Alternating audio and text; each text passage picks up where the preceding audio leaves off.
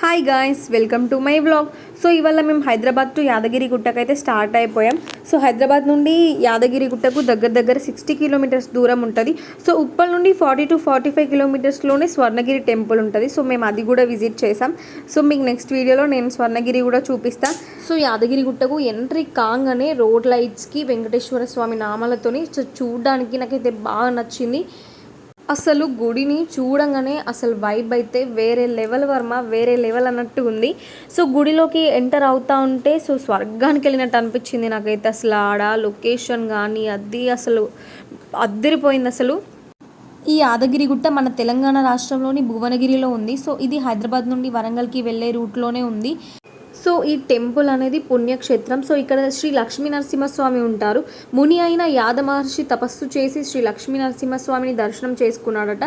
So ముని కోరుకోవడం వల్లనే ఈ కొండ యాదగిరి అని పిలువబడుతుందంట. యాదాద్రి కథ వాల్మీకి రామాయణంలో కూడా ఉంది. మస్తు మంది దేవుళ్ళని దర్శించుకునేందుకు వస్తున్నారు. సో మొబైల్ కూడా లోపలికి అలో లేదు.